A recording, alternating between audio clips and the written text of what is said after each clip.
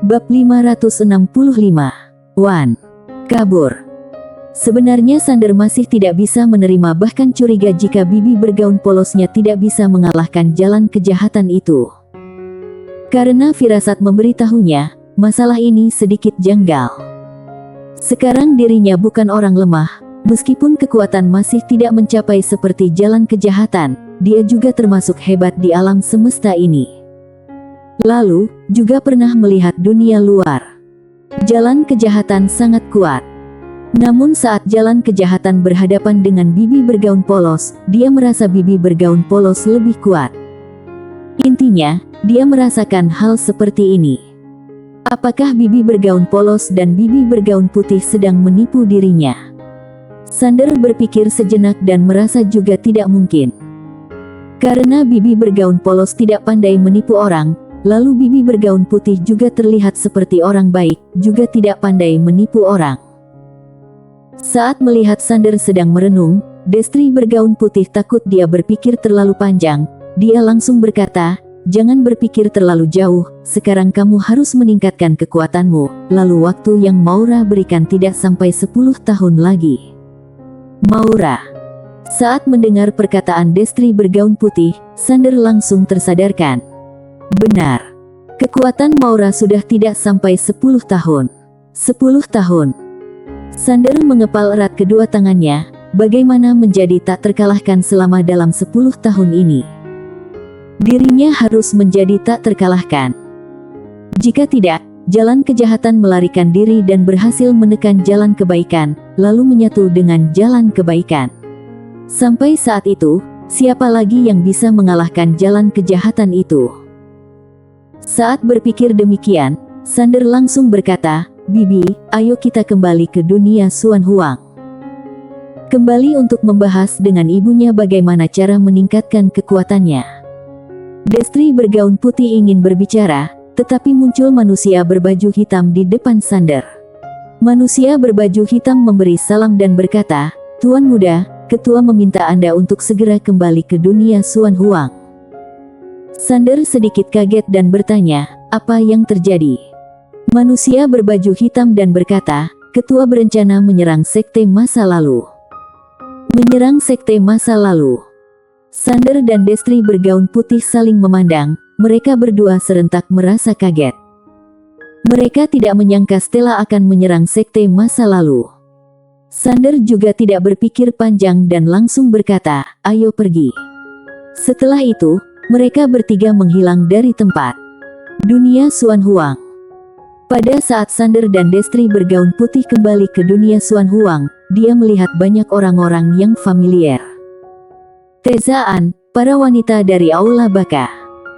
Ada yang satu generasi dengan ayahnya, ada yang satu generasi dengan klan Yang, ada yang berasal dari alam semesta nyata.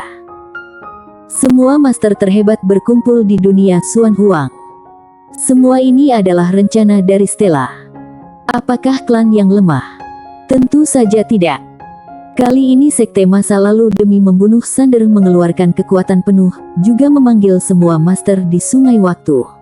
Hal ini membuat Sander masih dalam bahaya. Hal ini tentu saja tidak boleh dibiarkan begitu saja. Di aula. Semua orang berkumpul di aula. Zaman Master Pedang Dunia, zaman Master Pedang berbaju biru, juga ada master dari alam semesta nyata, semuanya berkumpul di alam semesta Guanxuan.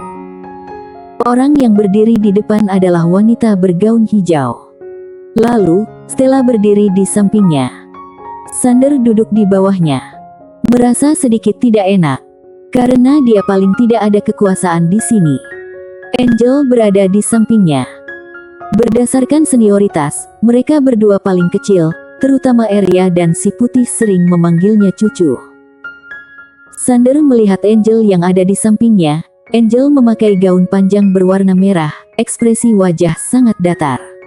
Mereka berdua berjumpa juga tidak banyak berbicara.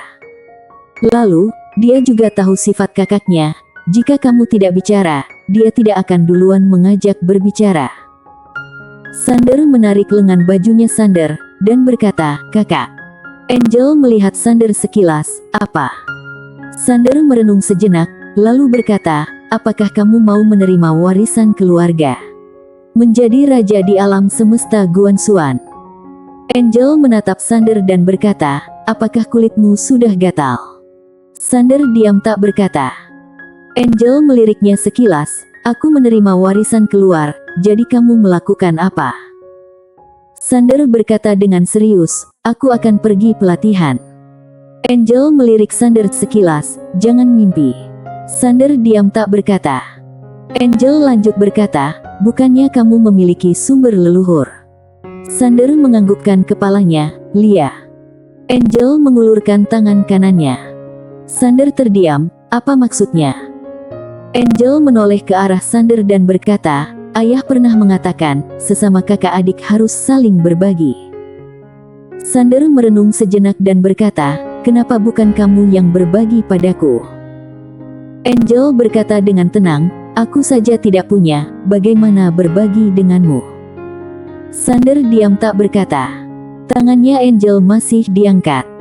Sander merenung sejenak, lalu mengeluarkan seutas sumber leluhur, lalu diletakkan di tangannya Angel. Angel melirik sumber leluhur yang ada di tangannya, lalu menyimpannya, terima kasih. Sander diam tak berkata. Di saat itu, Stella yang berdiri di depan mendadak mengeluarkan sebuah peta. Dia melihat peta yang ada di depannya dan menunjuk ke satu arah, rebut sekte masa lalu. Wanita bergaun hijau mendadak berkata, di belakang sekte masa lalu, masih ada aula Laksa Dewa. Stella menganggukkan kepalanya, Lia, aku sudah menyelidiki aula Laksa Dewa ini, mereka sudah ada selama ratusan miliar tahun, lalu dewa yang mereka sembah adalah berasal dari zaman kuno. Tapi, tidak ada sejarah yang tercatat. Jadi, sekarang kami masih belum mendapatkan informasi yang berguna. Setelah itu, dia diam sejenak dan lanjut berkata, tapi, setahuku aula Laksa Dewa memiliki hubungan dengan jalan kejahatan. Setelah mendengar perkataan ini, semua orang serentak menoleh ke arah Stella. Sander juga menoleh ke arah Stella dan bertanya, berhubungan dengan jalan kejahatan.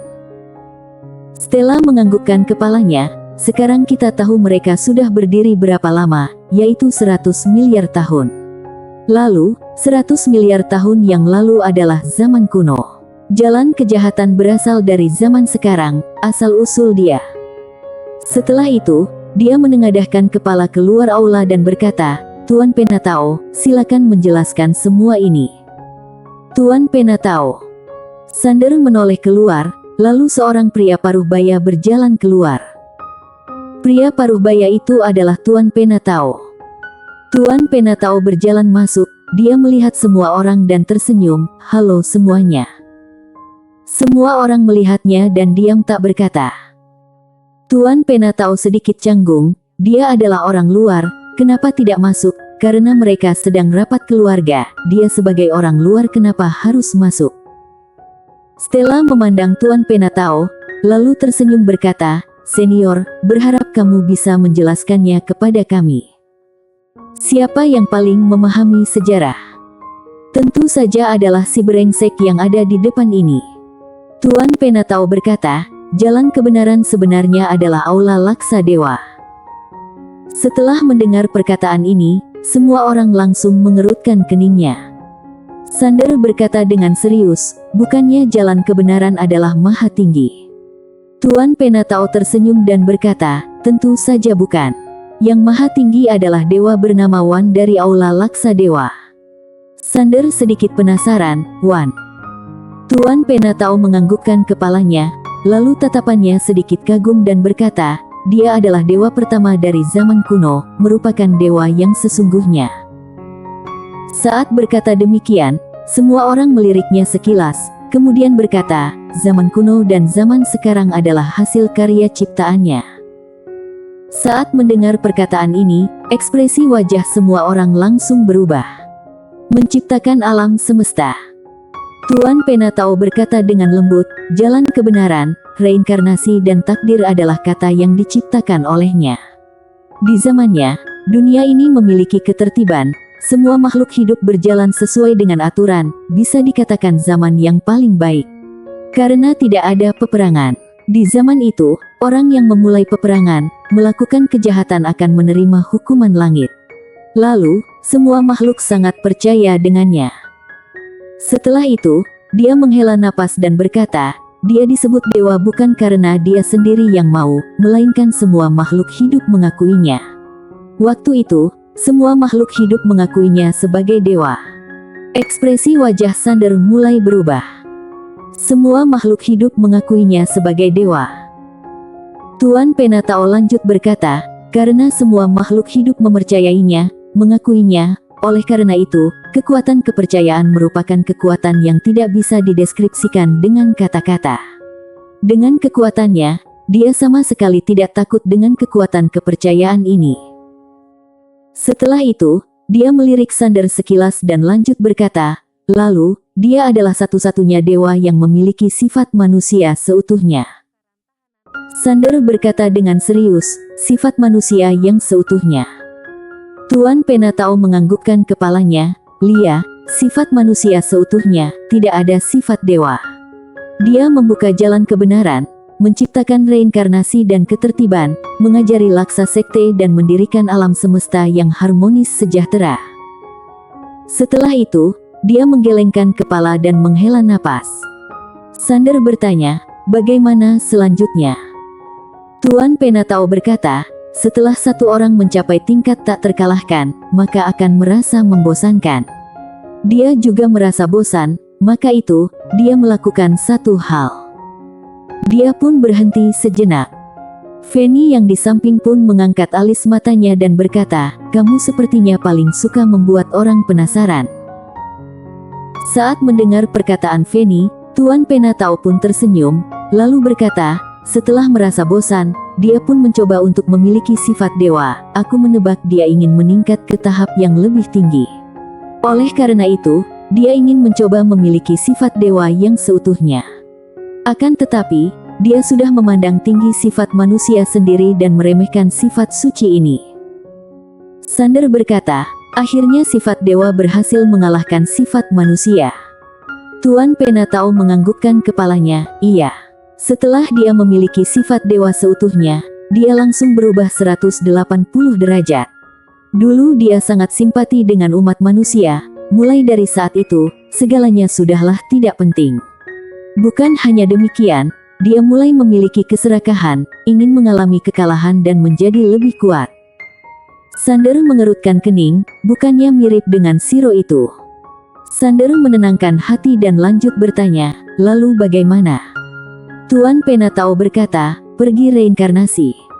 Sander mengerutkan keningnya, reinkarnasi.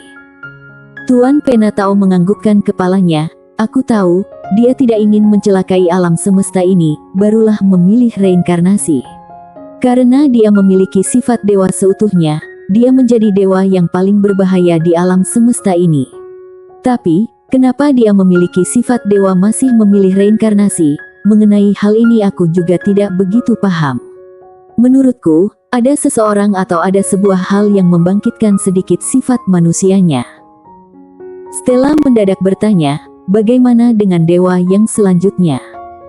Tuan Penatao berkata dengan muka meremehkan, hanyalah sekelompok manusia yang tidak tahu diri. Sander mendadak bertanya, senior, Wan dan ayahku, siapa yang lebih hebat? Saat mendengar perkataan ini, semua tatapan mata tertuju ke arah Tuan Penatao. Ekspresi wajah Tuan Penatao menjadi kaku. Bersambung.